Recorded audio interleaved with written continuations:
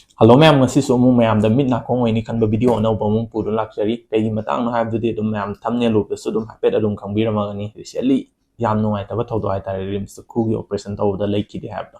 adu du gi matang gi video oi dei ni adu ga kanagi maralno episode 2 sibu yeng biro viewers in da ina janing ba si ai gi video si ai gi sa gi ba completely assumption e duna kai gumba makhala mata gi reference lo bi ga no ai gi video si da gi adu ga ina sig video se ai am khang hai rai na samjaba sunate ai aduga ai expert mak sunna sade aduga ai na sigi video samjara ise ai expert mak sunna sade ai gi kitang khangjaba knowledge so mayam da share tau jara kone mayam sum mit na pong hong ba hai dana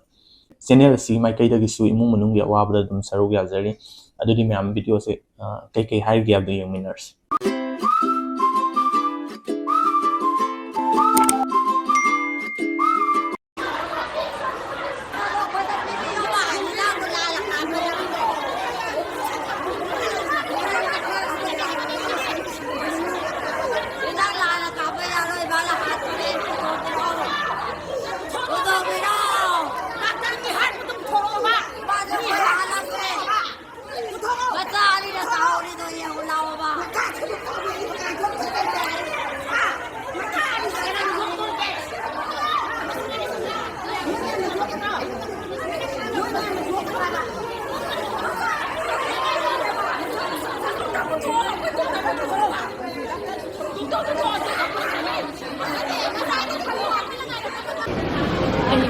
leikiba nupise ai isiene ai giminga longjam oibi thoibi leigiba isiesuna hijam ongbi ibemsa maha ru kaibagi operation tawgadabani otro wata laibani adu otro wata gi moina region punamak oina yare tawba yare haraga pusangraba matungjida moina ida ama kapo matungdagi pung mapan adai mapan makai tara adawai hairage chapchabi haibadi aisu ngamjade aduga tara adai dagi pusangraga pung ani adawai da noigi patient je operation tawba yadre heart attack oidana wandharaktadana operation tawba yararoi moina haise kwa adugi manungda akoina hairure sumaina tawbani aigi ichedi sumaina moina manungda mi SDO ga unasila ona doctor masaje longpau habra maming je ai chapchabe haiba ngamjadre maming kanu oibanina aduga drive oibanina ma doctor sigi maming je chapchabe ai haiba ngamjadre adu mana sumaina hai hajik akoina hida kapada soibani akoina hainingbadi masada isigi masada asoiba amata laigide magi reason khudima loina success oigare doctor duna yare haiduna kubi ani utamabani manau nupi engonda yare pusanba yare adu hairama matung dida moina hida kapada wandhagre hairaga puthora pasidi akoiju yaningde adugu manungda SDO doctor masa security khara tarago unajaruba matamda moina haira isina karigumba sarujida akoigi hakchangi yauriba sarujida thau khara yawe hakchangi adu yauriba saruje dagi paithoraga heart changaga siba oigani hai ado moina postmortem tawdragadi khangba ngamoi ye ado postmortem tawramaga su oiramaga su tawbada postmortem tawraga heart changaga laitaba oiragadi hajiki doctor maming je ai khangjadre akoi ichegi othrogi yengiba maming je ai haiba ngamde ado magi lampau habechigi maming je pallaga ai haijage ko soiramaga su doctor khai punamakna ngakpi doctor gi maming soibagi damakta mana akoina hapta ama leiba matamda 13 August ta pukhalapani ai gi ichege 13 August gi pusalaga ngasi date 19 oirangani 19 ne khale adugu operation tawni na pusanba numit se sida noma amakap hayeng Monday numit sida ma changa ame Monday sida changa amaga Tuesday da operation tawras ba yarani hairame maduda hapta ama leiba matamda mana noma khak changa aga ngasai gi thau duna heart to da changa ga siba yai hairaga di moina hana section bi da ba marong karino moina hana section bi ga da na tabraba adu moina kai gumba postmortem tawraba matungda heart ta thau changa ga sibani hairaga su doctor dugi maran lairoi dori braba Mana cheksalaudabagi magi mathakta aigi lairiba icha ani do ichena poamba aigi icha ani dugi damakta khallaga mayamna doctor dugi mathakta tauba yaba karino magi mathakta piba yaba khala dandi pibi yo mayamda chi araga illusion jar sigi moigi wari si nga sagi saru dagi thaw ma tholaga heart asanga si na sumai haidana ko si ja akoi londa fat embolism haiba ko si yam serious oiba dagi rare oiba complication amane ba si karam kanda thoken hairga nga sagi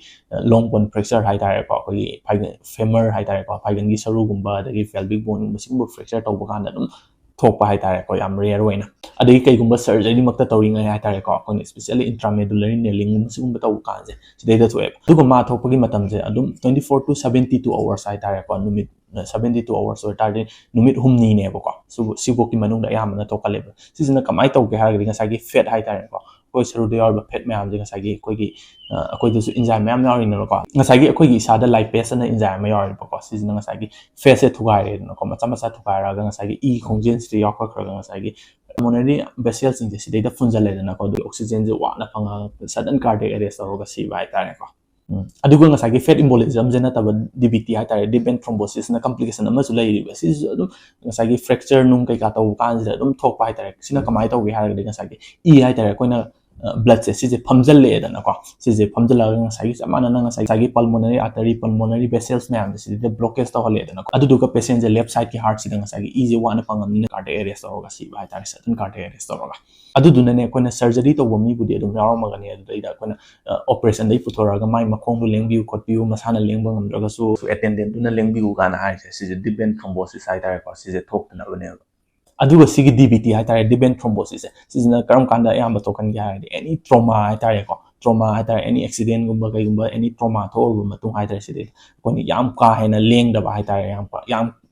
yam kuina lengu da ba hai tare kai no dinga sagi trauma ji makta bu sagi i num thopa me am je phamjal lak tai ni da na ko si de leng kho taw tra ga di sagi i do chauna phamjal la ga di blood clot ma cha ma khak na di taw na te ba ko yam ka hai na kitang he na chaw kala kan da tor pa nga ne ba ko duga sigi case na karam kan da thokan gi ha ga di any trauma any accident taw matung 4 to 5 days ki matung do thokal le ba adu duna ma nga sai video to so ha bani 13 da pukal le duga 18 da surgery taw ha bani tamda 13 August da pukhala pani ai gi ichi je 13 August gi salaga ngasi date 19 orangani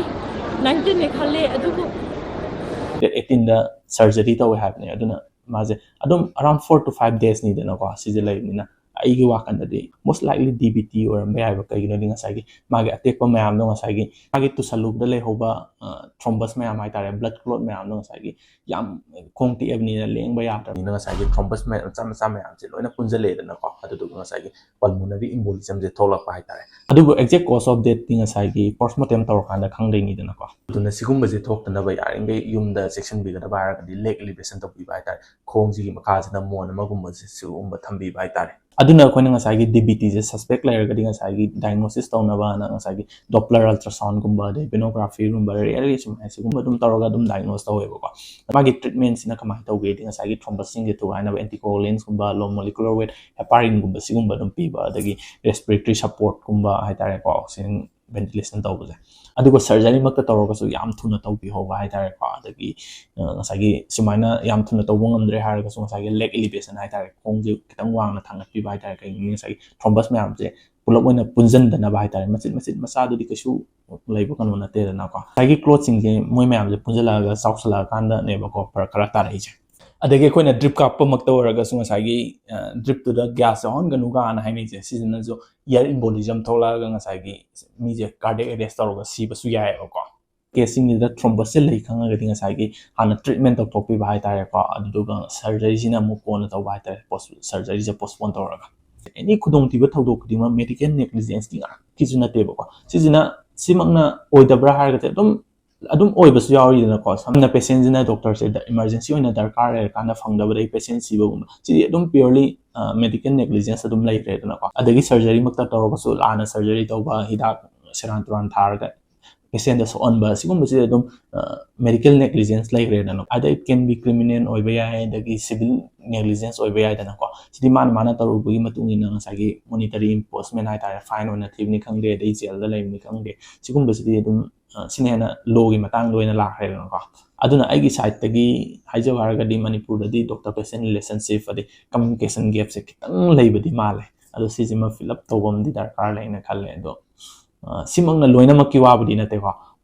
ꯑꯐꯕ ꯗꯣꯛꯇꯔꯁꯨ ꯃꯌꯥꯝ ꯂꯩꯗꯅꯀꯣ ꯃꯅꯤꯄꯨꯔꯗ ꯁꯤꯒꯤ episode ꯀꯅꯥꯒꯤ ꯃꯔꯥꯜꯅꯣ ꯌꯦꯡꯕꯤꯔꯤꯕ ꯚ꯭ꯌꯨꯋꯔꯁꯤꯡꯗ ꯑꯩꯅ ꯍꯥꯏꯖꯅꯤꯡꯕꯁꯦ ꯑꯩꯒꯤ ꯁꯤꯒꯤ video ꯑꯁꯤꯗꯒꯤ ꯀꯔꯤꯒꯨꯝꯕ ꯃꯈꯜ ꯑꯃꯠꯇꯒꯤ ꯔꯤꯐꯔꯦꯟꯁ ꯂꯧꯕꯤꯒꯅꯣ ꯑꯩꯗꯤ ꯖꯁ ꯁꯨꯞꯅꯇꯒꯤ ꯃꯌꯥꯝꯗ ꯑꯦꯋꯥꯔꯅꯦꯁ ꯄꯤꯖꯕ ꯈꯛꯇꯅꯦ ꯑꯗꯣ ꯃꯌꯥꯝ ꯉꯁꯤꯒꯤꯗꯤ ꯕꯥꯏ